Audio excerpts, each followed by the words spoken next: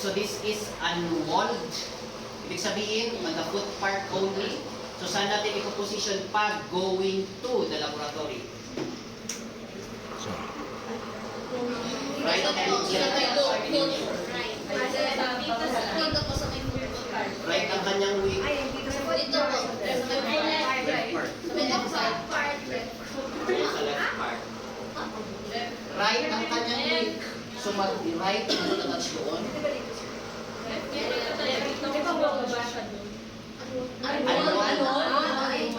Unwall ito, wala mo lang wall. Pero pag kung sakali man na depende yung sa RD ninyo kung ano ang home wall or unwall yan. Do not forget the essential tasks. So you have to introduce yourself.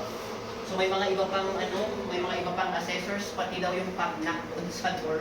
You have to include that. How many times are you going to knock to the door? 3 times. Yes, that is in accordance with the book of procedures. So, kailangan daw mag-knock ng 3 times. Then pag once na nakapasok na, introduce yourself. So good morning, ma'am. I am Silver. I will be your caregiver for today. So can you please state your name? You have to verify the client's identity. And pag sa pag-establish din ng rapport, you're going to ask them, how are you? Parang ganyan. Okay? So after verifying for the patient's identity, you are now going to explain and state the purpose of the procedure. So for today, ma'am, as per doctor's order, I'm going to transport you to the laboratory to have some of your ordered tests. So in this case, I will be touching some parts of your body. Specifically, you have to specify, kasi doon daw pala sa ibang bansa, alam niyo yung kahit pag-maintenance lang, hindi naman sa sensitive parts, pwede kayong kasuhan ng battery. Kaya you have to specify ano yung mga parts of the body na pwede ma-touch. Pero huwag ninyong tinatouch pag dito sa upper Yes, so I'm going to touch some parts of your body, specifically your lower leg, and then your back, your neck, and then your shoulder, and then your hands also, and your legs. So will that be alright, ma'am? Yan. So after stating and explaining the purpose of the procedure, you are also going to explain to them that at some points I'm going to instruct you to help me using your stronger side so that it will facilitate an easier transferring from bed to wheelchair. Parang ganun. So dapat in-explain nyo din yun. Kasi pag once na hindi nyo na-instruct yun, hindi niya alam kung anong gagawin niya. Pero later on, makikita nyo din naman sa checklist ninyo, may mga times na i-instruct ninyo siya na using the strong hand. Okay? Kasi ang goal natin as caregivers, we should not let our patients be dependent on us. Okay? So kailangan may independence din sila pag once na nagpo-perform tayo ng procedure. Okay? So after that is you are now going to gather the materials that are needed. Of course, the wheelchair. Itong tinatawag nating transfer belt. Transfer belt ito. Yung iba kasi gate belt. Pero much appropriate yung transfer belt. But of course, when you are going away with your patient, you have to remember, raise the side rails also to ensure the safety. And then, you are going also to lock the wheels of the bed. Kaya dun sa essential task ninyo, kahit medyo nakakabalik-balik ang mga yan, basta ang importante is na i-promote ninyo yung safety ni patient. And then after that, pag once na-gather na yung materials, meron din tayong lock sheet pala. Ito yung ilalagay doon sa doon sa lock ni patient. Kumbaga sa Ilocano or sa Cordillera term, aban ba yun? Tawag po. Yung ginagamit sa mga babies. Uban yan. Sorry naman. Sabi ko lang yung proper term. So pwedeng ilagay doon sa lock sheet, lalo na pag nilalamigan si patient. And then you are also going to get this disinfectant kasi i-disinfectin natin yung wheelchair before using. And then, ano pa ba? Slippers also, of course, cushion or pillow kung pwede din para magkapag-provide ng comfort doon kay patient dito sa likuran. Pero optional naman yun. Kung sa tingin mo is parang hindi ka kasya ata si patient doon sa wheelchair, pag nilagyan ko pa ng hindi, tanggalin mo na lang. Okay? Kasi ang purpose ng cushion is to promote comfort to the patient pag tina-transfer na siya. Okay, and then after that, after gathering the materials, you are now going to perform disinfection or infection control procedures. Hindi na kailangan na mag-ano dito, anong tawag dyan? Mag-gloves. Pero depende na rin kung ano pa yung case ni patient, kung talagang nakikita mo naman na it will cause you at risk to have some infection pag tinatouch mo si patient, and then you have to use your hands. Use your gloves. Clean gloves. That it will create flaps. Yan. And then, yan. Punas ninyo. Pwede rin naman yung mga ibang assessors, ina-accept nila yun. I-ganyan mo lang. Basta na-sprayan lang siya. Yan ang importante. Okay?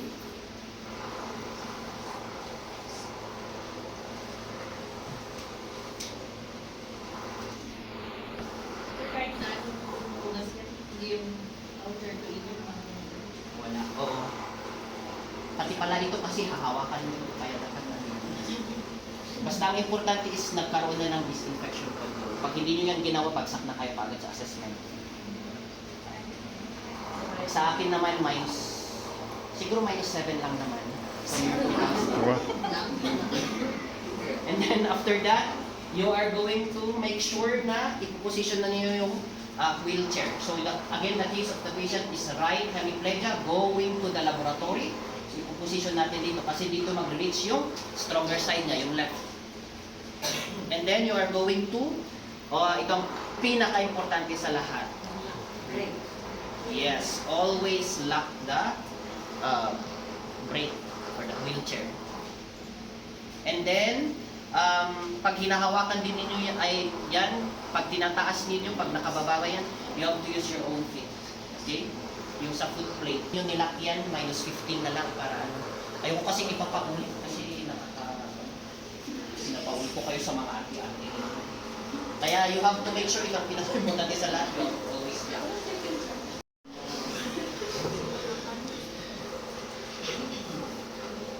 Yan. I-roll ninyo ito or you have to hold it in a way na na malayo sa agitation.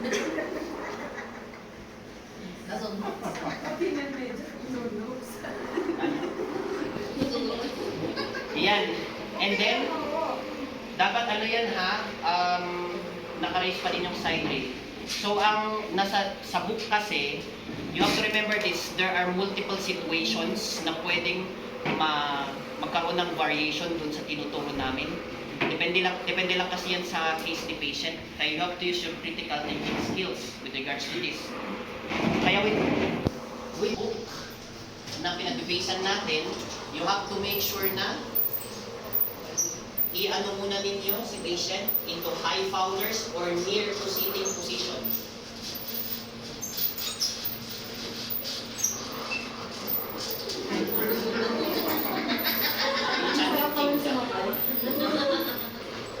Ayan.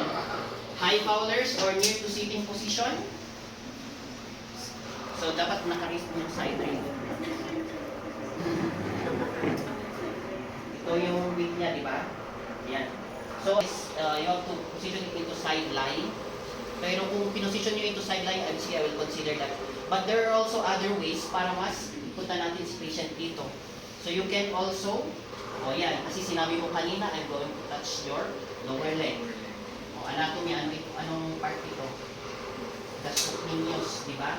And then yung isa, or pwede ninyong gamitin itong draw sheet. Ano ba yung primary purpose ng draw sheet? To move the patient. To move the patient para dito. Kung hindi pa kaya ng draw sheet, then that's the time also na i-move natin ito. Okay? You have to make sure proper body mechanics kasi mga nila. So instead na mag-depend kayo ng ganyan, ikaw yung i-flex ninyo, yung sa knees ninyo. So assuming lang na i-flex ko na. Ayan. Tapos, yung in-flight patient.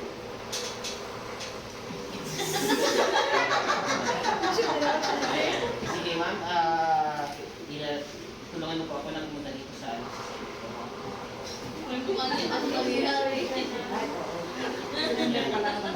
Yes. pwedeng i-instruct nyo din na ano, to press against the mattress para tumla. Tanggalin na ninyo ito. Sige, gawin nyo lang kaya kasi pwede din. Pero since assuming na lang na ano. And then you have to make sure in-estimate din ninyo yung sa ano. Kasi pag once na tinurn in natin si patient, you have to make sure na dapat sumakto lang yung doon. Hindi rin man dapat masyadong malayo. Okay, so yung isang kamay ninyo, again po pwede dito yung sideline position na pag inano natin si patient. Yung isang kamay doon sa may neck. And yung isang kamay naman, yung ano, kung pwedeng, ay hindi ninyo ano, dapat ginaganon. Kasi pag once na mabigat talaga yan, kaya ang gawin na lang natin is dito para ma-push doon. Okay? Yan. And the reason also kung bakit 90, almost 60 to 90 degrees ang kanyang ano, position dito sa my head part, it's because yung sa ano din, yung mas madaling pag-facilitate ng yung pag-position kay patient dito. Okay? Kasi nga pag once na ano, kung pwede din naman yung sa ano, hindi i-90 degrees ito or i-60 degrees. Kaya lang, first kasi nagagawin mo is yan. Tapos mamaya, igaganyan mo. Dito kasi parang diretsyo na. Para hindi ka masyadong natutirakan. Okay? And then, yan, instruct the patient.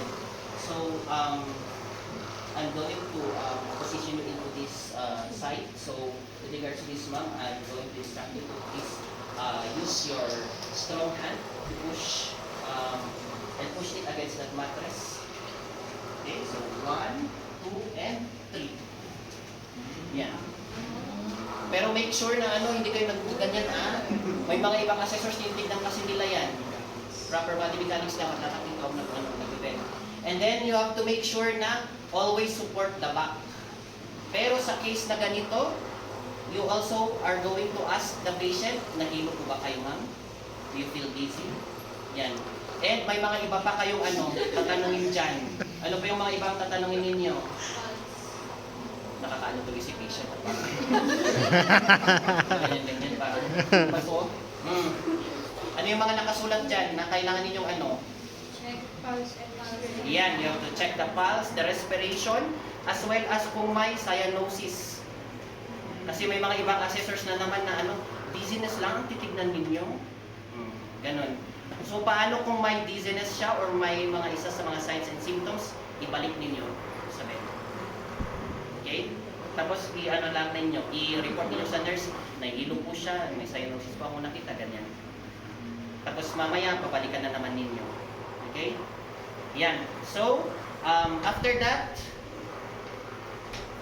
teka lang. Si pasyente. Yan. So, dapat pala, pag ginagather niyo yung materials, dapat pin-position niyo na ito or i-place niyo somewhere na ano na accessible. Okay? Yan. So, ilagay na natin itong transfer belt. Okay? So, again, position at the back.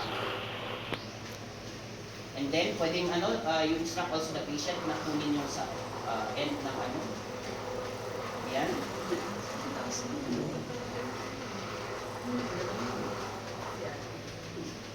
Kasya ba yun? Duwag sila. Yan. And then, yung kanyang ano,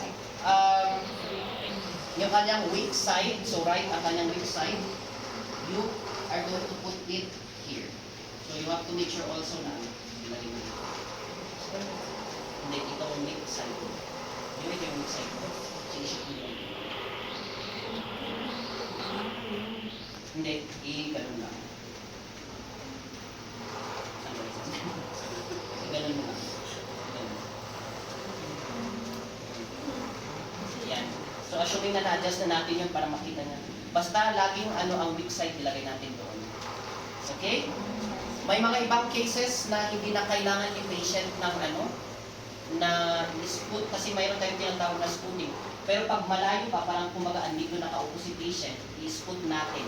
So how do we do that scooting? Ganito, ganyan. So So, you have to make sure na since naka-support pa rin naman yung back niya, 10 is good. So, the count of 3, 2, 3. So, magaganda. 1, 2, 3. O, yan. Ganyan. Okay. Pero pag nakikita naman ninyo na nasa edge na ng bed, hindi na kailangan ng scooting, then you do not need to do that. Okay? Asan na yung sleeper lock mo?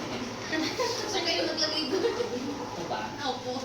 Yan, and then, lagay ninyo yung sleeper. Dito sa sleeper, you can touch the footwear, but do not touch yung sa sole niya. Kasi madumi yun. So, we are promoting infection control in here. So, pag tapos na yan, sige, scoot na lang muna. Until it will touch the floor. Yan. So, pag nakatouch na sa floor yung kanyang paa, you have to position the strong side will be at the back. So, yung paa niya, sige, position mo dyan.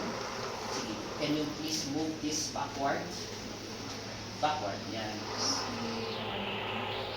Tapos yung sa yung sa kanyang weak side, forward. So, nakaganyan. Basta nakaganyan. So, ito yung strong side, always at the back. Yung weak side, ito naman is nasa front. Yan. So, in that case, again, this is case-to-case basis. Pero kailangan natin i-provide yung knee-to-knee and shin-to-shin. Ibig sabihin, nakaganyan. So, yung sa paa, nakaganon. Sige, tanggalin muna natin ito. Ganyan. Kasi mamaya, gaganyan mo yan. Tapos pag once na papatayin mo na si patient, ganyan. Pero dapat, you have to make sure also, pag dino-turn in mo si patient papunta dun sa may wheelchair, dapat na-maintain yan. Knee to knee and feet to feet, or foot to foot, feet to feet. So marami palang pairs yan.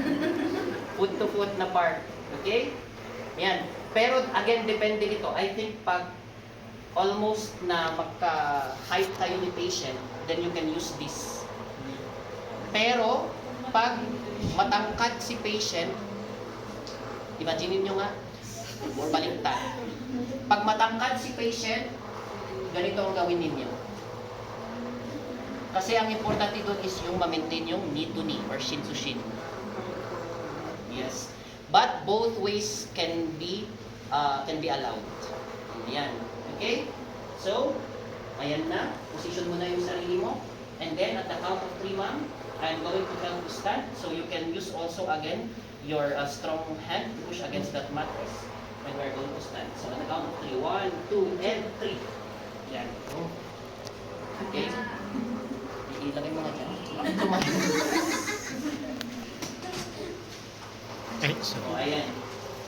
So, pag hindi nag-maintain yung knee, kung mahirap i-maintain yung knee to knee, again, you can use yung foot part ninyo dito na banda. Hindi na kailangan yung gano'n. Okay? So, assure lang na nag-knee to knee na yan. Okay, so I'm going also to turning in. Ito yung tinatawag nating pivoting or pivot na patient. So, turning in, hindi turning out. Kasi baka may mga iba magaganyan na sila. Layo-layo na ng narating nila. Okay? So, the count of 3. Please help me to maintain the position by going into this chair. 1, 2, and 3. Turn in. Sige ma'am, turn in. Tapos you have to make sure na maintain yung position ng paa, ha? Nakaganyan. Yan. And then, okay? Once na na-touch na ni patient yung itong armrest, pwede na siyang umupo. Kasi pag once na hindi pa niya natatouch yan, there is a tendency na diretso sa floor siya. Okay? And then, after that is, you are going to Foot plate. sige. Again, there are some cases na parang sa edge lang kasi ng wheelchair naka-position si patient. Kung sakali man na na ganyan, i-scoot na naman ninyo. So you have to make sure nakalock yan. And medyo nasira lang kasi ito kaya And after that, you are now going to sige, muna. Hindi. Yes. Pero wait lang. Teka lang. Mamaya. Can you please move your both feet backward? Hindi, backward. Hindi, ganun. Sige, yan. Ganyan. Tapos, that's the time that you're going. Okay?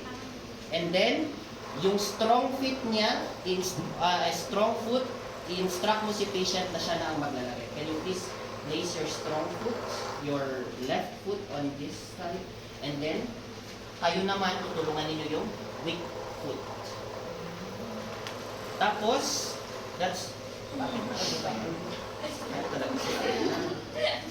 and then that's the time also na, ito natanggalin na ninyo ito. Basta make sure hindi ninyo nilalagay ito dito. Dapat or parang minimitin niyo yung ganun. Siyempre weak ito eh. Paano pag along the way, biglang naipit doon. And then, remove also. So, you ask the patient to lean forward. Can you please lean forward, ma'am? Yan. Tapos, tanggalin na niyo.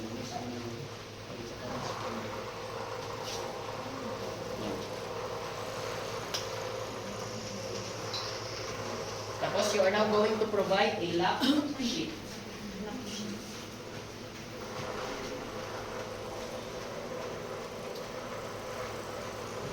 Optional din yung yung robe. Meron ako sinulat din na robe. Bathrobe. Okay? Tapos, yan na. Ipupunta na natin sa may saan mo gustong pumunta. Unlock. Pupunta na natin. Kaya ganito ang gawin ninyo pag nagde-demo kayo. Ayan. So pag malapit na sa door, ano ulit ang gagawin natin? Backwards. Backward. Okay. Hi, Mami. You have to make sure hindi nagbabang yan sa may mga demerits kayo pag may nakita ko na binabangga-bangga ninyo yung pictures. Kaya kung medyo mabigat yung partner mo, bahala ka nang mag-adjust. Gloria, bye Gloria.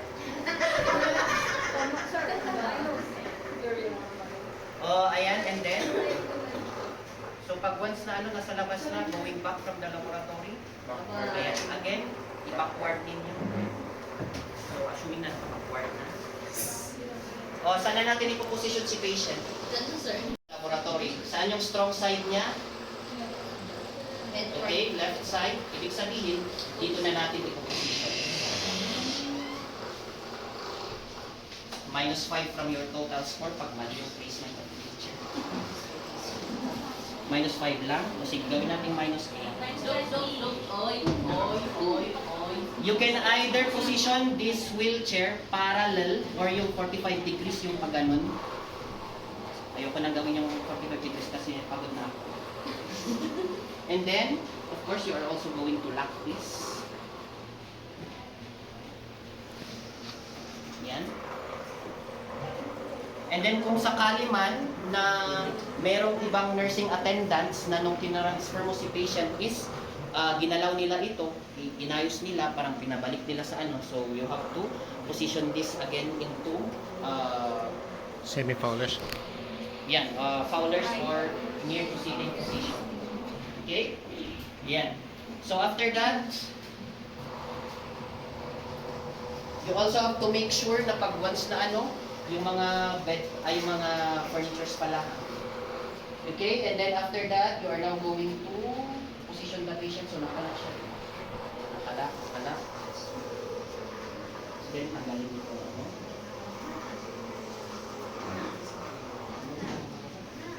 And then you are going to put this transfer belt. Can you please lean forward? Yan. Yung strong side. So, assuming na And then yung sa weak side, ito, ilagay na naman dito sa side. Yan. Tapos, Tapos, after that is, ipababa mo na yung sa ano, kanyang paa. Then move backwards. Itaas ninyo ito. Put plates. And then, that's the time also that you are going now to lean forward. Yan. You are now going to scoot also. Pero, usually kasi pag mga ganitong bagay, pwede naman siyang ano, basta as long as nakatouch yung kanyang paa sa floor. Okay? Yan. Hindi na brace. So, at the count of 3 again, ma'am. Iayos niyo muna yung sa paa niya. So, yung strong side, nasa likuran. Okay? Strong side, and then, isa ganun yung makasip at magkaroon ng knee-to-knee. Okay, so, the count of 3, again, please help me to stand, ma'am. You can use your strong hand to push against this or into the armrest. So that it will be easier for you. 1, 2, and 3. Yan. Okay? O, paano pag ganyan? Backward ka, sir? Or So, pwede rin na i-scoot ninyo, pero pag ganitong cases, pwede naman ninyong i-ano ng konti yung sa yan, yung sa wheelchair. Okay? So, I'm going again to turn it so that you can easily reach on this edge of the bed. So, 1, 2, and 3. Yan. So, maintain yung position pa din ni patient. Ayan. Oh, ganito na. Nagtatouch sa floor yung kanyang paa. And, tignan ninyo, andito pa lang siya. So, ang gagawin natin dyan is we are going to scoot.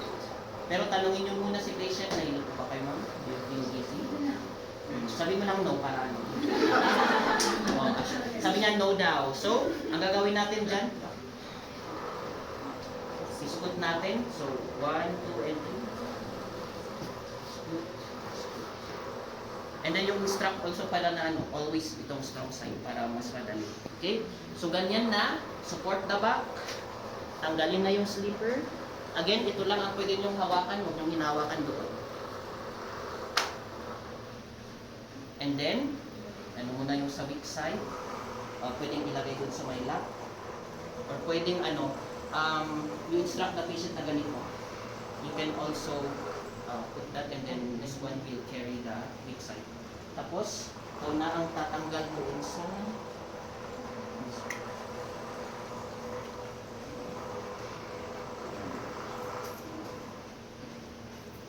and then after that is you are now going to position the feet of the patient. So dapat it should be ano tawag dito? Strong leg, weak leg over strong leg. Doon pala kanina sa position ni patient, dapat ganito rin. Doon sa kanyang paa. Like going to the laboratory. Okay? Kasi nga, ito yung strong side niya. So, pag once na ano, siya yung mapupush to. So, ito yung strong side. Yan. Strong side to? Yes. Ay, oo, dapat yan. Okay? Baliktad. wait, hindi ko makita, sir. Right side. Right side yung affected. Tama. Okay? Teka lang, napagawa siya. Hindi pa nagkasupan yung nandyan sa bagbo. Okay, so after that, crush na crush ninyo yung patient. Oh, sorry. Sir, o pala po bubuhatin niya yun. Okay. The same thing pala sa kanina. Oh, Kalimutan ko lang naman ano yun. So, count of 3, 1, 2, and tama. Oo, pwede rin yung ganon. Oo, ganyan. 1, 2, and 3. Masyadong mataas yung ano yun. O yan, basta ganon. Sige, ulitin natin para mas... So, you can use again this one to ano. Kasi ang problema dyan, sige, okay na. Ganyan na lang. Use your critical thinking skills. Teka lang. Mas absorbent yung sa row, hindi pa nagamit. Okay. 1, 2, and 3. Ayan. Tapos, pag once na ano, do you feel dizzy, ma'am? Kinda. Parang ikaw ata yung mahilo sa Yan. Ipoposition nyo na si patient. So, gamit ang ano, ang Draw sheet. you can try to move her going up. Ganyan. Sige. So, assuming na ano, sige na. Sige. Assuming na yung sarili mo. Sir, pwede mo bukas ganyan din sabihin namin. Assume mo yung umakit ka na lang. Pwede naman ito. Assuming na rin. Assuming na Basta lang. sabihin nyo lang na you can use the draw sheet to move the patient going up on bed. Yan. So after niyan, balik nyo na yung sa ano. May mga ano, mga obese patients na kailangan i-transfer, kailangan talaga na ano, dalawa or tatlo. Obis ba? Siya pa yung